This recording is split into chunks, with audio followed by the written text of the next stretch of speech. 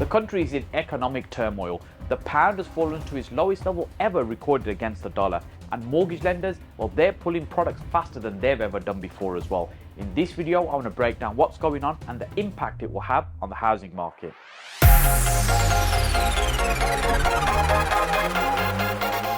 If you're watching my videos for the first time, my name is Saj Hussain, and on this channel I share with you my 15 plus years of property investing experience to ultimately help you get further faster in your own property investing business. There's a lot that's happened since the last video I published, which really was only a few days ago, just after the mini budget. But before we get into that, let's have some context. The cost of living crisis has now been going on for quite some time. In fact, even before the Russia-Ukraine war, that just simply made things a whole lot worse, and energy prices have been spiking. More recently, there's been talk of gas lines also being sabotaged as well. The government has stepped in to protect consumers with the energy price guarantee. That's a 2-year package that will cost just in year one about £100 billion.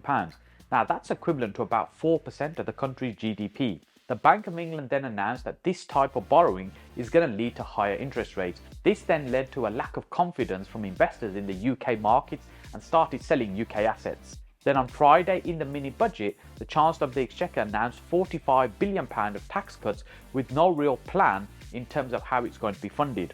This then subsequently caused a further loss in confidence in the UK market, and the pound started to tumble in value. Now the pound has already been falling in value, in fact more than 20% so far already this year, but then on Monday it fell to its lowest point ever at £1.04. Now you may be thinking, I'm not off on holiday to the States anytime soon, so it's not going to impact me. But you'd be wrong. That's because pretty much everything we buy outside of the UK has an impact because of the price of the dollar. Essentially what that means is all the goods that we import into the country will be paying a lot more for those. And this will affect everybody because all the goods and items that we consume in this country, and ultimately what that means is inflation will start to continue to increase. Now this is where the Bank of England start to get really concerned. The Bank of England want to control inflation. They want to keep this under 2%. It's currently running at about 10%, so significantly higher than where they want it to be. Now the only real mechanism to do that is to increase interest rates, and by increasing interest rates what happens is the cost of borrowing is higher. Generally what that means is that people start spending less money because they have less money, and the slower the economy becomes, they bring that inflation figure down. But then on the other hand, the government is trying to stimulate the market with these massive tax cuts, and effectively what they're saying is that will stimulate the market will start to grow, and effectively that's how we'll bring inflation down. Now it seems like both of these, the government and the Bank of England, are pulling in opposite directions, and then meanwhile the markets and investors have responded in a very negative way. Then on the 26th of September, the Bank of England's Monetary Policy Committee put out a news release that said the MPC will not hesitate to change interest rates by as much as needed to return inflation to the 2% target sustainably in the medium term, in line with its remit. This announcement sent warning signs that interest rates could rise significantly. In fact, about a week ago, we were talking about interest rates next year may be about 3.5%.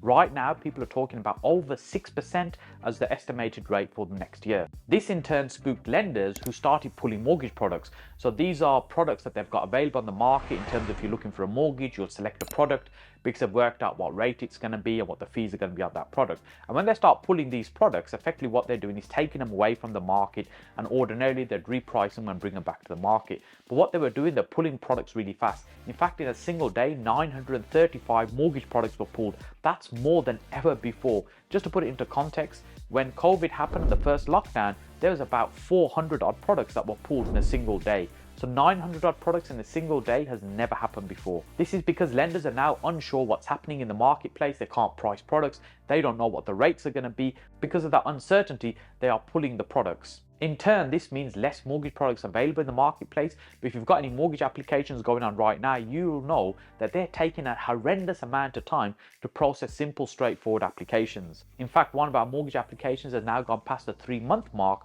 where ordinarily we would have been wrapped up within a few weeks, and now we've still got no sight in line in terms of when we're going to get this completed. Some people are comparing this situation to 2008. Personally, I'd say that's not correct, because in 2008 the real issue was liquidity. That means it wasn't the money available, banks weren't lending, and that's really why they were pulling products. This time around it's really an issue around pricing. They're not sure what to price it at. But the real sufferers are going to be people that have already got mortgages. Those are on protected products right now, i.e. those that got fixed products. Their rates won't change, but they'll be coming off those. In fact, there's about 600,000 people that will come off fixed rate products even before the end of this year. then about 1.8 million people whose fixed rate product will come to an end next year. And for some of those people, it'll be an absolute shock when they go on to what's called the standard variable rate, because the standard variable rate is not the same as the Bank of England base rate. It tends to be a little bit higher, 1, 2, 3% higher. So for example, if the bank base rate is 6%, it could be that the mortgage standard variable rate may be as high as 8%. Now for some people, that may be more than twice the current payments that they're currently making. Now there's very few people that can absorb that kind of financial pain. Homeowners that are on mortgages are the ones that can be struggling right now, but there'll also be landlords with mortgages as well, who typically might be making, say, £200-300 a month profit. And if their interest rates rise significantly as expected, that will really squeeze that margin, if not wipe it out completely. Now, in that case, what's the landlord going to do? Well, they'll either get to a point where they're just throwing the towel and they'll say, hey, look, I just want to get out of this. And that's what some of the inexperienced investors will probably do, who really don't know how to deal with this. Some of those will increase their rents as well, they'll have to pass on to the tenants. But ultimately, how much is it that the tenant can absorb? The smart ones will also be looking at how can they create more income from the property they already have to make this work. Because reality is, this is just a blip. When we look at the long timeline of property investment and holding property for the long term, particularly when we're talking about creating wealth and generational wealth, there'll be lots of these blips. But these blips also present massive opportunity, because here's the crux of it. The property prices are going to start falling. Credit Suisse have published a report just recently where they talk about house prices could potentially fall as much as 15% over the next 18 months. Look, here's the thing. It's not going to be a bloodbath, but there's going to be huge opportunity. The question is, are you ready to capitalize really on the opportunities that are going to be presented? The market's going to change, the strategy you can use is going to change, the amount of profit you can make from deals is going to change, but are you ready to be able to pivot from what you're doing to benefit from those? Certainly more recently with the people I mentor, we've been focusing on the data side of being able to find those motivated sellers. So rather than looking at the numbers, trying to make the numbers work, which is really what we've been doing over the last couple of years really, now we're focusing on the data to help find those motivated sellers, find the signals where we can have the conversations with the right people. Because here's the thing, if you walked into estate agents and you saw that £100,000 property for sale and you offered them £70,000, they'd probably throw you out. But if you viewed, say, 100 or maybe 1,000 properties with the estate agent and you made that same offer every time, there may be somebody that might say yes. But that's a very long-winded way to try and find them, and the chance of finding someone like that is exceptionally slim. Whereas if you use data to be able to find and identify the ones that are more likely to have a conversation with you, where they'll be flexible either in the price or the terms in terms of how you put that deal together, then that's where really you're going to be able to capitalize and profit from property.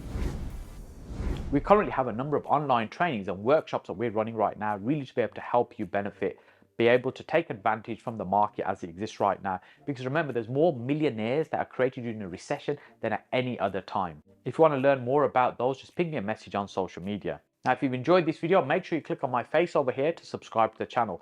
And then if you missed the video I did last week, click on this to watch that video. But if you've already watched that video, then click on this one down here, which YouTube tells me is the one that you're going to enjoy the most.